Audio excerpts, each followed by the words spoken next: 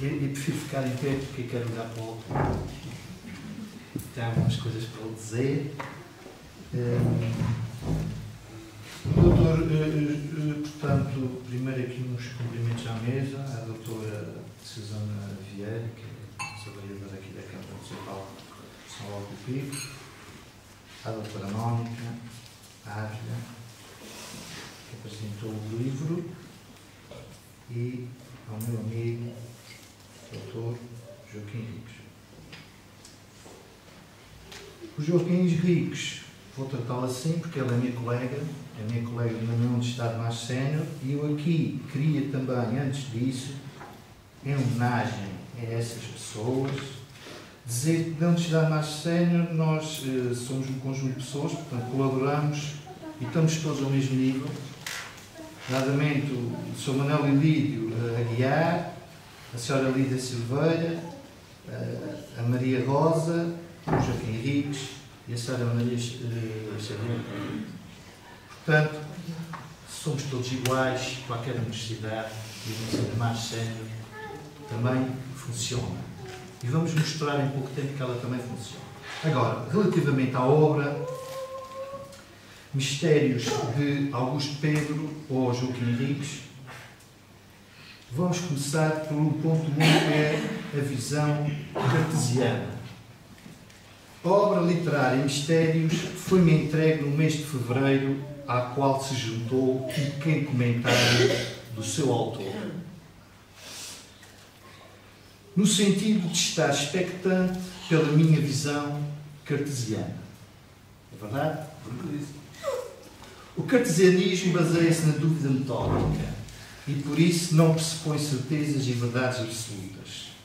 Segundo esta corrente, o conhecimento da realidade não pode ser atingido pelos sentidos enganadores e pelas ideias confusas, mas à luz da razão. E assim, as sensações e as imaginações são refutadas por todos os seguidores de Descartes, que as consideram mestres de erros. Ora, conforme a etnografia, cultura e tradições da Universidade mais sénior da Santa Casa da Misericórdia de São Roque do Pico, a antropologia é a nossa área de saber e, como tal, identifica-se pelo estudo das culturas humanas, com base na observação direta, quando é possível, nós chamamos de experiência etnográfica. No campo do conhecimento antropológico, é possível distinguir uma antropologia empírica, que nós fazemos, descritiva e interpretativa, estamos um bocadinho longe, mas vamos conseguir, e, naturalmente, uma que não está ao nosso alcance, a que nós chamamos de uma antropologia científica, cujo trabalho interpretativo se baseia num corpo metodológico e conceitual da disciplina. Por isso é que vamos falar em cultura, processo técnico, lagar, alambique, bote baleeiro e por aí fora.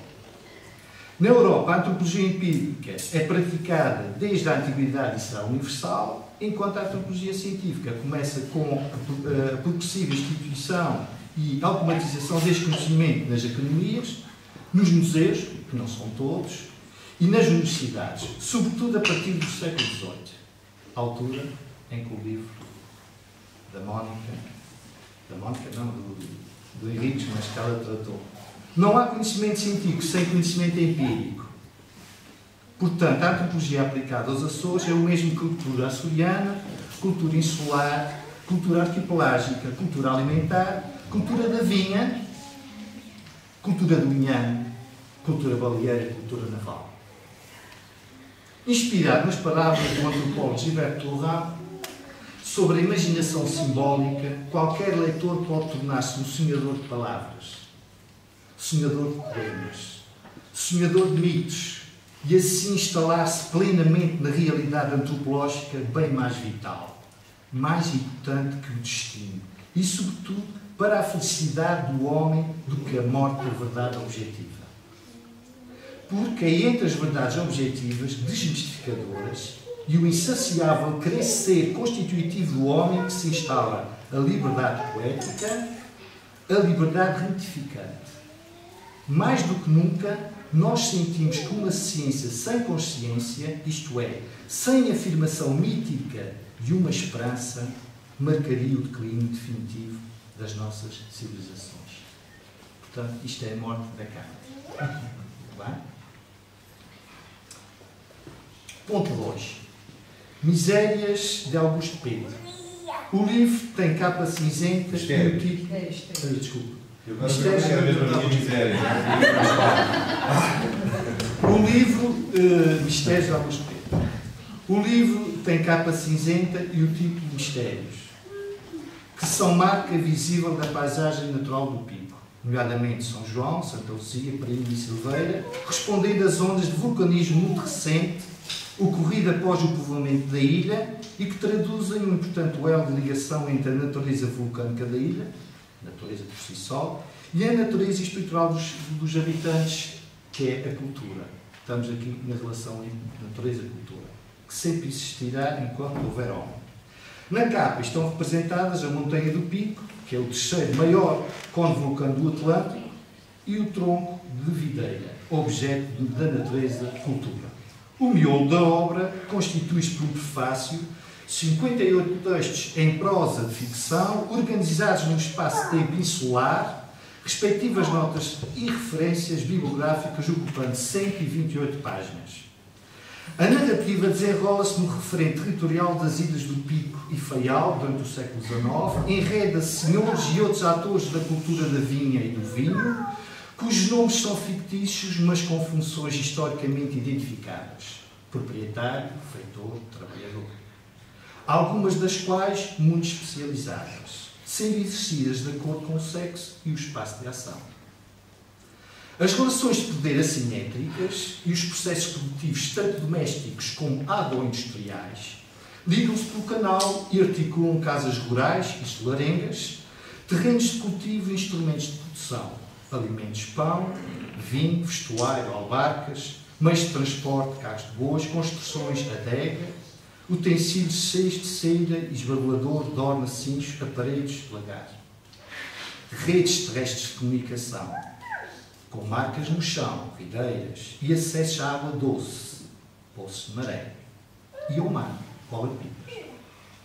No fundo, através de interações idealizadas, o autor relaciona as diferentes categorias sociais, representadas por personagens tipo lá vai a Encarnação e o Manuel, integrando-as de forma equilibrada, segundo a história, nos labores cotidianos, no ágil e poário, e no sistema ecossociotécnico da cultura da vinha e da produção de uvas, normais, brancas e verdeiras, e de vinhos comum e passado, assim como de outras atividades complementares, padelaria, nas manifestações lúdicas, chamarritas, foliões, se bem estão associadas também à religiosidade, e religiosas, Espírito Santo, Império, Mordomo e Irmandade.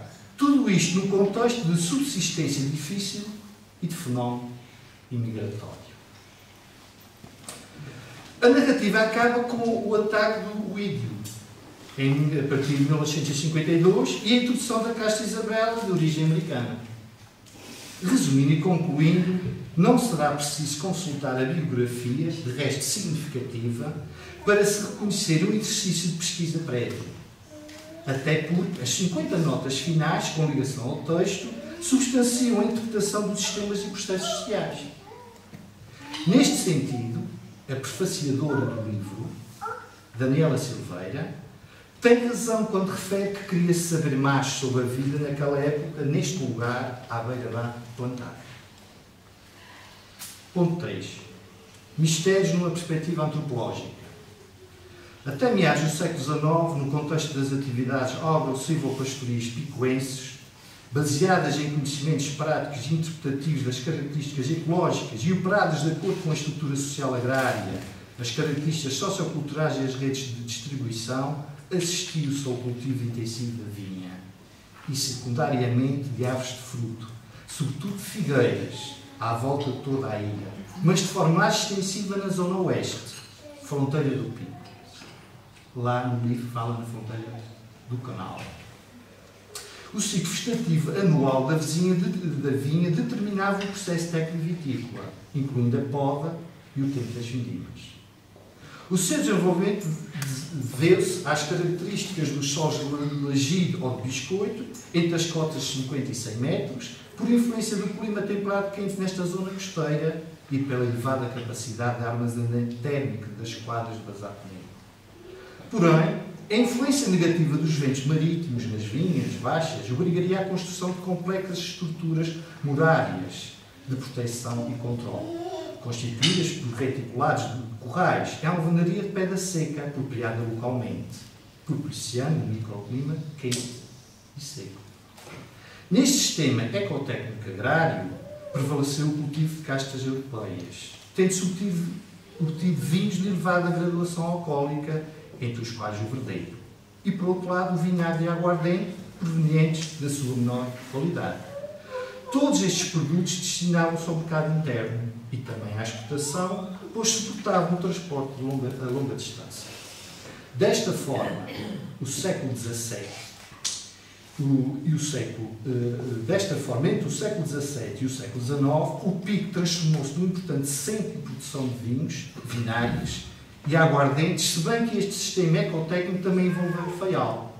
Enquanto na Horta, centro náutico, insular e transatlântico, como porto principal de exportação, viviam os grandes proprietários ou administradores dos meios de produção vitivinícola do Pico, nesta ilha situavam-se os territórios cultivos da vinha e de produção industrial do vinho, embarcados sobretudo pelo porto secundário da Madalena, mobilizando proprietários locais, feitores, trabalhadores e, para a altura das vindimas, os proprietários residentes no Faial. É isto que o seu livro trata, se bem que com personagens fictícios. A partir de 1852, o sistema produtivo seria seriamente abalado pela propagação do milho, posteriormente a filoxera, nos anos 1880, e depois milho e antracnose, em finais da década de 1890. Chegar o tempo das castas americanas, assim como das culturas da figueira e do pessegueiro, com fruto destinado ao Faial, via Madalena, potenciando igualmente a implementação de uma agroindústria de aguardentes. Além disso, os figos podiam ser consumidos frescos ou então secos, passados em casa ou objeto de secagem em territórios vitivinícolas ou pomícolas. A atualidade dos mosteiros, ponto 4. Em 1949 foi criada a adega cooperativa da Ilha do Pico, com o auxílio da Junta Nacional do Vinho e da Junta de Colonização Interna, tendo iniciado a elaboração em 1961. À produção impôs-se um tipo único de vinho licoroso aperitivo, com apresentação em 1965, no sentido de recuperar a fama do antigo, celebrado, afamado e esquecido verdeiro. Porém, os viticultores picoenses, limitados ao pequeno espaço económico insular e sem capacidade para concorrerem nos mercados externos, tiveram que se lançar na produção e na diversificação de vinhos de mesa brancos e tintos, continuando a promover o chamado vinho de cheiro ou vinho de morangueiro, denominação usada no norte de Portugal, como é de lá, fiz a pesquisa, até o ano 1995, altura em que a União Europeia proibiu a sua comercialização. Em 1980, instituiu-se a demarcação da região vitivinícola do Verdeiro do Pico e, em 1996, as zonas vitivinícolas foram enquadradas juridicamente na paisagem protegida de interesse regional da cultura da vinha da Ilha do Pico. Só em 2004, a paisagem da cultura da vinha da Ilha do Pico seria classificada pela Unesco como Património Cultural da Humanidade, abrangendo uma área de 987 hectares. Paralelamente, no âmbito das políticas culturais, patrimoniais e turísticas da região, o Governo institucionalizou o Museu do Vinho, polo Museu do Pico, na Madalena do Pico, e o Centro de Interpretação da Paisagem da Cultura da Vinha do Pico, no Lagido de Santa Lugia, Salval do Pico, Lagido Baixo, neste caso. Neste caso, o Centro e o Museu distinguem a natureza e a cultura, através de uma dupla gestão, patrimonial para o primeiro, museológica para o segundo, mas ambos a estabelecerem relações a vários níveis com os proximais territórios espectros vitícolas.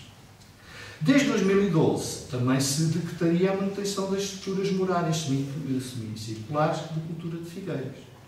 O Pico continua a concentrar a maior área de vinho e a ser o principal centro produtor do arquipélago, contribuindo para a montra dos múltiplos vinhos insulares, alguns dos quais com destaque comercial, mesmo em espaços extra-açorianos. Simultaneamente, a preservação deste património cultural rural e industrial, serve de base para mobilizar e diversificar as economias locais e sustentar novas formas de turismo. Nota final, e esta é bem pequenina. A obra de Augusto Pedro ou João de Henriques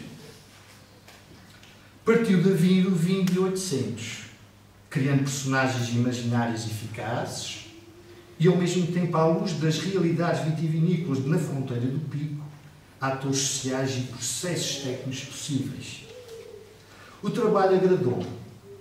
Na verdade, também permite exemplificar que, numa sociedade livre, todos os cidadãos podem estudar tudo de acordo com as suas possibilidades e pontos de vista.